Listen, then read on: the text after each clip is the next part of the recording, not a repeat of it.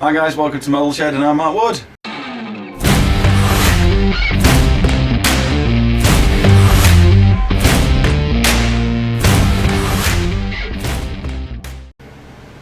Hi guys, welcome back to Model Shed. So I'm Matt Wood. Yes, so today I wanted to have a quick chat with you about I'm trying to do a review as well. I will probably try and tag the build on this, or try and tag some of the build on this one. It's about tanks. Funnily enough, normally I'm quite a big aeroplane guy, so I normally do my fighters and my World War II stuff. But I thought, I'm going to try and get into a tank now. I've been chatting to a friend of mine, Colin. Hi, Colin. He's quite a good mate. We're always talking on WhatsApp and stuff about models and stuff. We're all picking each other's brains. And I said to him about doing a tank build, and he said, "Oh, we need to have a look at this one." So the one I've got, what he suggested, is the Tamiya Panzer Kampfwagen for Ausf.d. So let me see that on the camera. So he says it's a good little build to start off if you've not built a tank for a while. So I thought brilliant, but it's enough that us advanced modelers or nearly professional modelers would have a good time with it. And I thought, and they're not overly expensive neither. So isn't this kit? So it's within a good decent budget. So I think they range from around about £15 to upwards-ish, something like that. Anyway, the place where I got this was from the Tank Museum in the UK in Dorset. They've got a massive array of tanks, and that you can actually go and see. Well, obviously not at the minute because everything's all closed, but and I thought, I've not been able to get down there, but I ended up send this over to me, and I thought, well, we'll have a look, and it was great. So Tank Museum, Dorset. Hi guys, hope you're well. So do thank you very much for this. This is great. Thank you very much. So let's get into and have a look inside. Okay, so first of all, we've got a standard bucket. Move that out of the way. So yes, you get a standard bucket, a bathtub chassis. You do have the parts in here to turn this into a remote control if you wanted to. I probably won't do for this one, and there is some bits of filling in there to do, which is quite common for that one. Again, obviously we've got your call outs. I think that's your Chinese version. I can't read Chinese. And yeah, so this is a typical spread out for it, so which is not too bad, which is quite good. And I like the fact on this that you've got like nylon they got some lugs and stuff to go into the wheels to help them go together, which is nice. I remember in the days where I used to build tanks and they didn't have them in, and they were a pain in the rear end to try and put together, all wiggle around everywhere. Parts call out list for which bits you need, which is quite nice, and obviously on the way through you get your call outs as well, for your colour call outs as well, so which is nice, which is good. So quite good for that one. So God, very windy outside today. Okay, so first one was to get the got the tracks, which look in very super detailed, I must admit. They are really good. And we've got all closed teeth. There's no closed and open teeth. I know some of them use our closed and open track runner, because I think they used to swap and change parts around as and when they needed to. But yeah, I mean it feels quite nice. It's and I think this one should work well with the Tamiya glue, I think. So it looks okay. So yeah, so it's quite nice. You can upgrade these. If you don't want to use these. If you're not a fan of them, you can upgrade them. So I think that should be okie dokie. So let's have a look in the packs. Okay. So get that open. Come on. There we go. That's all inside. So unfortunately, it's all coming grey. My top's grey as well. I haven't got anything white to put down.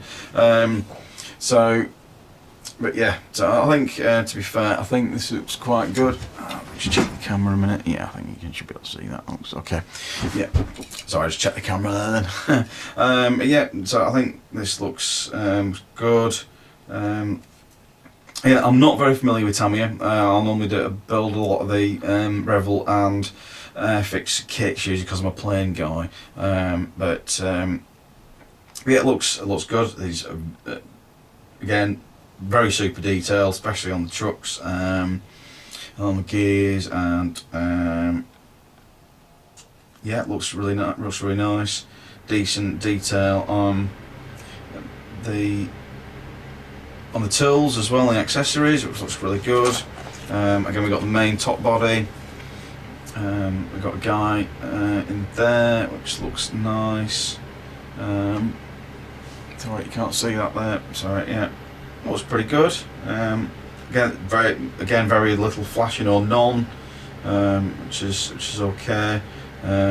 Decent amount of detail. I like the detail on the fender top there. Looks really good.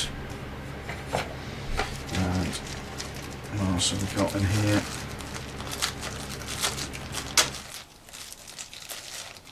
There we go. Okie doke. Right, okay, so this is sprawl number D. So this looks quite nice. Again, we've got some more guys. We've got some more men in there. It looks quite easy to put together, which is good. Again, quite a bit of detail, which is nice. Some jerry cans. Pre-formed tow rope there as well, which isn't too bad. You could probably upgrade that, I would have thought. But yeah, all the extra armour pieces, because I know this version with the Panzers, they were always upgraded a lot over time. They used to always get retrofitted, and sometimes, you know, if a newer version come out, the older ones are going to go back to the shops and back to the workshops to get up retrofitted and have extra armour or the different turrets or anything like that on there. So it needs to get retrofitted quite a bit. So that's that one, and last kit. So, it's been weird for me as well. I'm used to having kit with clear in it. There's no clear in this. No clear sprues. Oops. Okay, you get your nylon lugs, and you get your plastic lugs for your wheels and for your road wheels, which is not really nice. And there's some extra ones there as well. I'm not sure. Which looks be pretty good. So be nice. And then we've got sprawl number. Where's the number? Where's the number? Number A. Sprue A. So, it's got the date on this as well. 1977 build. So I think this is for an older kit. I am really surprised. So yeah, it's 1977. They're very clean. I've seen some older kits, especially when we had Vulcan for the Airfix one. It was a nightmare. Every piece had a flashing on it. It was just awful, and that was younger than this, I think, if I remember rightly. But I think that was 80s. So yeah, so Tamiya, well done. Yeah, she's really good. A lot of detail on these. I like the detail on the arms there as well, for the suspension arms. Really good. Wow. Yeah, very good. I'm very impressed with that. So yeah, so basically all in all, that's really good. Obviously, yes, we've got the decals here. So again, there isn't that many parts for the decals, just got to choose which ones you want. Pretty super nice. Again, quite thick. I think the micro set or something along the lines, or decal fix will sort them out quite nicely. Be good. So yeah, I mean, all in all, yeah, that looks quite a nice kit. I'm looking forward to building this, to be fair. It's quite interesting for myself to be able to bang something nice together, I think, to be honest with you, because it's it should be a nice little kit to do. I think the big bit I'm looking forward to is all the painting side on this, because that would be really interesting. To find out what method I'm going to do for the painting for it, that'll be quite interesting, that, because I don't know what I'm going to do yet. So I don't know how to approach it yet, and what I'm going to do. Am I going to do do a complete black first and paint it all in black, or knock a NATO black, or pick out highlights or lowlights or whatever first before I paint it in German grey, because it does say that it's German grey. You know, it depends on what I'm going to do with it. So, but yeah, I think we'll cross that when I come to it.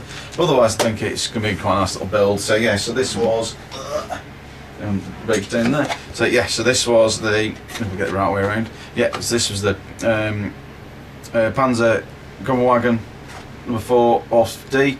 It's from Tamiya. So hopefully we'll get stuck into it soon, and hopefully I'll try and get some bits up for it. If I don't tag it on the back of this, if I don't get a chance to, but we shall see. But yeah. Anyway, right. So yes, so I'm Matt Wood, and this is Model Shed. You've been watching the Model Shed. Put it deep back in, and yeah, keep modelling, guys. Take it easy.